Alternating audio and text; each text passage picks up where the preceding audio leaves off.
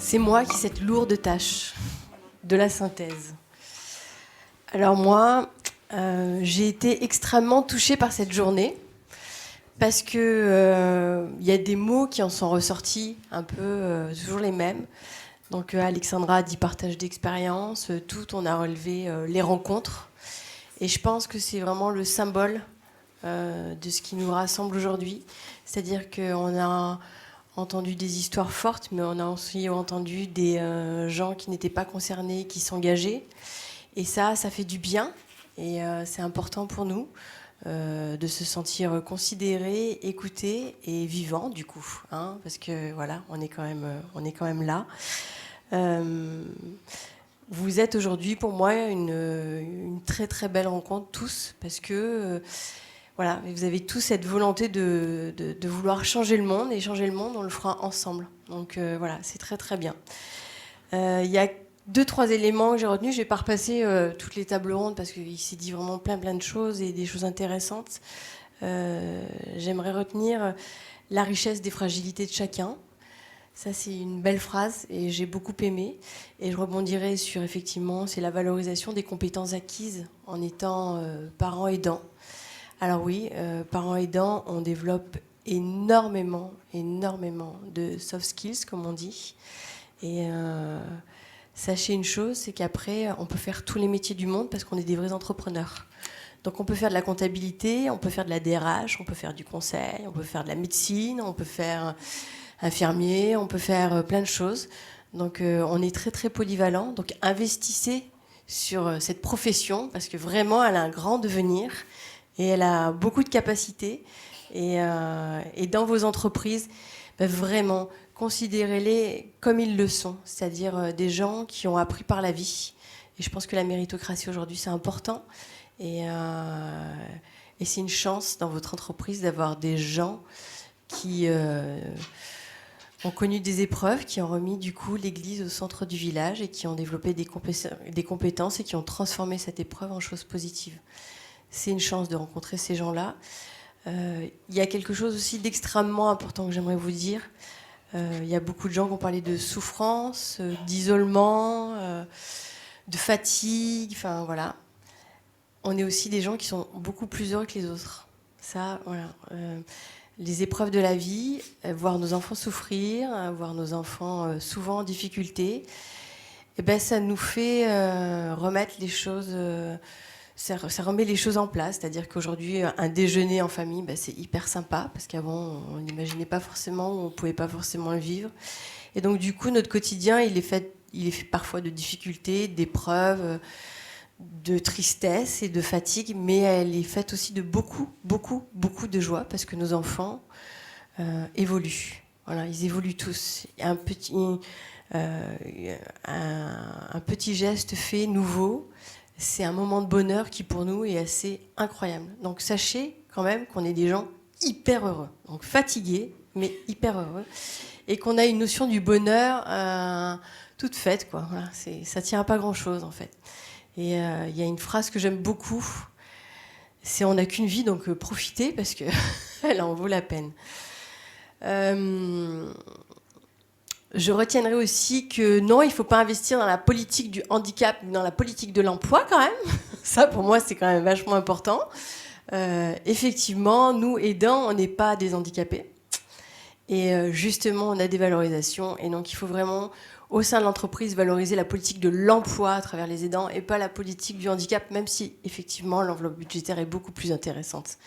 Sauf qu'il y a un moment donné où il faut aussi prendre en compte la valeur des choses et pas forcément la valeur d'où est l'argent, même si c'est plus facile. Parce que on mérite cette place-là, en fait. Voilà. J'ai adoré la volonté du secteur médical de vouloir agir. Tous là, enfin, ces médecins, ces infirmiers, ces kinés, c'est assez magique. Je trouve que voilà, c'est cette capacité qu'ils ont à se repositionner, à réfléchir, à vouloir transformer, à vouloir agir, à vouloir nous accompagner. Alors que j'ai l'impression qu'il y a quelques années, les aidants, on ne savait même pas ce que c'était, puisque moi j'ai découvert ce statut il y a très peu de temps aussi. Et donc du coup, voilà, ça aussi c'est une belle histoire et ça fait plaisir. Et je pense qu'il faut le faire savoir. Voilà, donc c'est très important. Il y a quelques chiffres qui ont été dits, 400 000 familles concernées. Alors, moi j'adore ce chiffre, hein, sauf qu'une famille, souvent c'est deux, donc ça fait 800 000 parents, en fait. Donc ça fait 400 000 mamans et 400 000 papas. On va rester sur un truc classique, hein. mais voilà, c'est 800 000 parents qui souffrent et qui, effectivement, Anne-Sophie, ont souvent la double peine. Je ne sais pas où Anne-Sophie, voilà, la double peine. Celle-là, elle est très très dure. Voilà. C'est-à-dire que le handicap de l'enfant, la maladie de l'enfant, tout ce qui touche à l'enfant et la souffrance de l'enfant, c'est pas rationnel, c'est pas logique, c'est pas normal. Mais que derrière, en plus, on tombe dans une pauvreté et une précarité financière, c'est voilà, c'est pas logique. Voilà, non, c'est pas logique et il faut y remédier et on peut y remédier. L'entreprise est là pour ça. Effectivement, il n'y a pas que l'État. Donc l'État, les choses, je pense, vont évoluer et puis j'y crois très fort parce que moi, je crois en principe de la société et effectivement, je trouve qu'on vit dans un beau pays qui a des choses à revoir, effectivement, beaucoup, mais qui en tout cas, on est quand même bien nés tous parce qu'on a quand même ils font quand même des choses autour de nous, même si c'est critiquable. Voilà, ils font des choses pour nous. Et même si c'est critiquable, c'est bien qu'elle soit là. L'entreprise, c'est plus de 70% de son temps. C'est un peu sa seconde famille quand ça fait longtemps qu'on est dedans. On s'y est fait plein d'amis. On a des souvenirs de dingue, de réunions, de soirées, de conflits, de pauses café, de pauses clopes. Enfin voilà. Une entreprise, ça fait partie de notre vie. Ça fait partie de notre vie d'adulte. On choisit ou on choisit pas l'entreprise où on est, mais en tout cas on choisit d'y rester. Donc si on y reste, c'est qu'on s'y sent bien et que lorsque l'on devient parent et ce jour-là, on est heureux de le partager avec son entreprise. Le choix qu'on fait d'arrêter de travailler ou de continuer, c'est un choix complètement personnel, mais complètement personnel. Et quel qu'il soit, c'est le bon choix. C'est le choix du parent. C'est le bon choix. Il faut le respecter.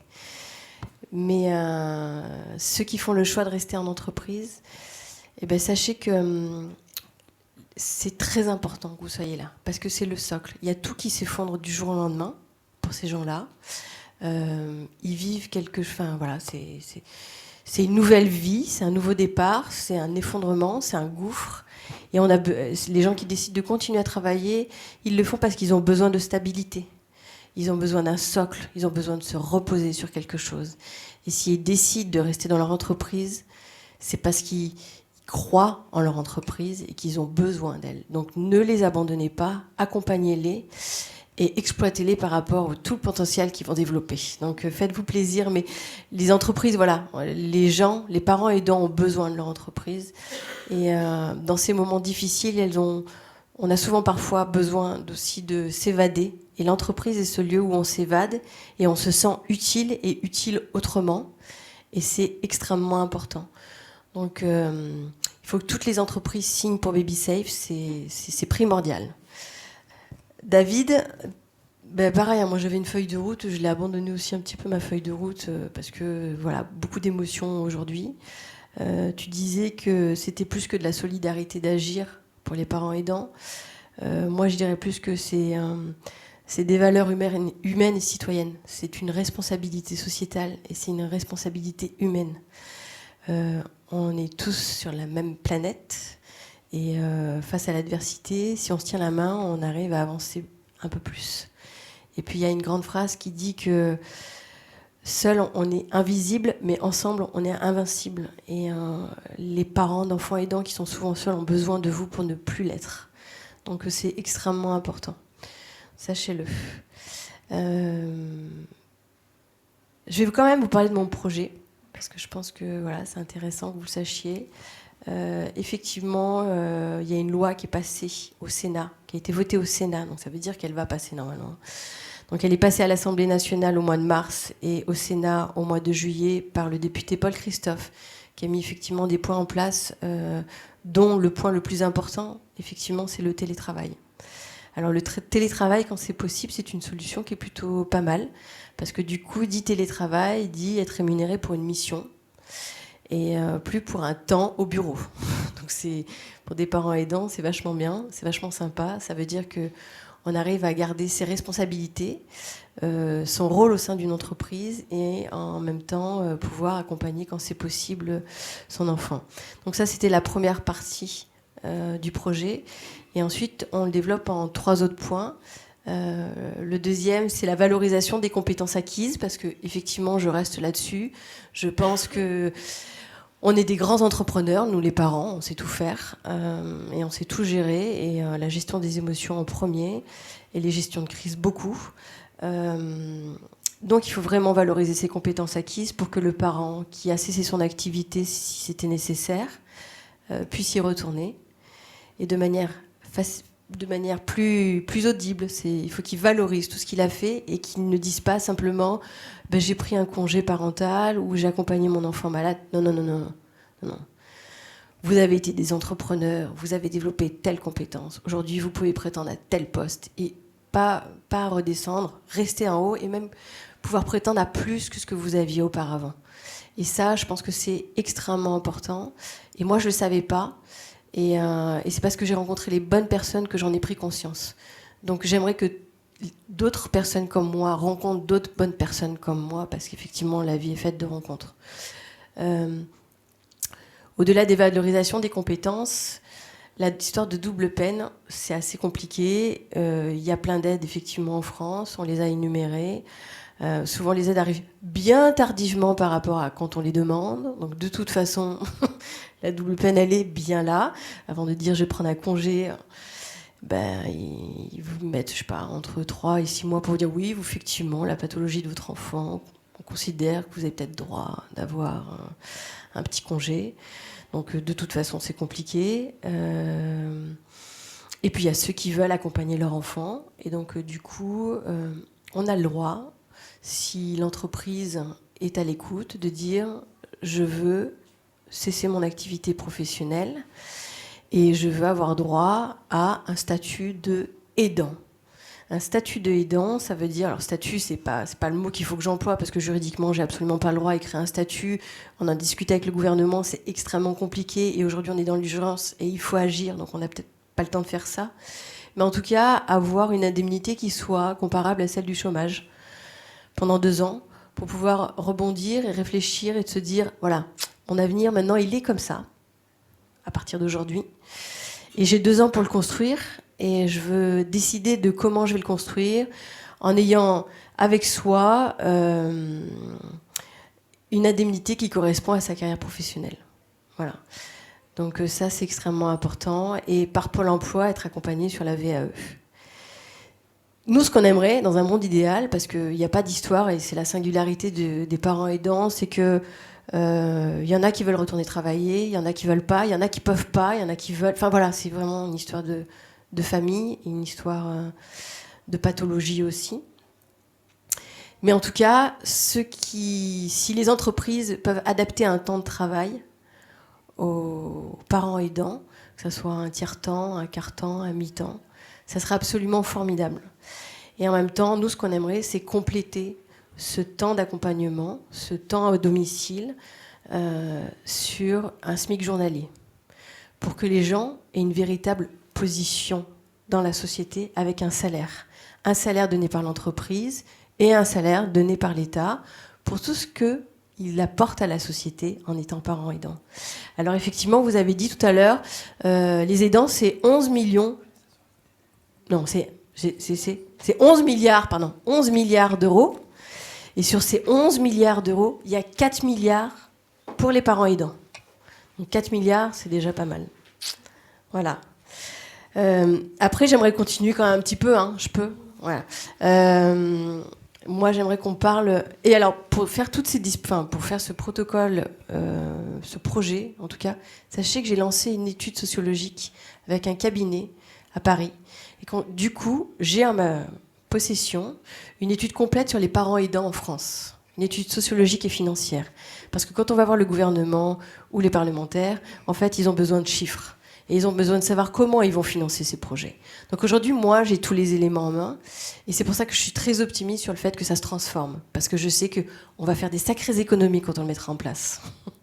Voilà. Donc, s'il y en a qui sont intéressés par l'étude, on peut en discuter. Parce que c'est quand même pas moi qui l'ai payé, je l'ai fait financer par quelqu'un.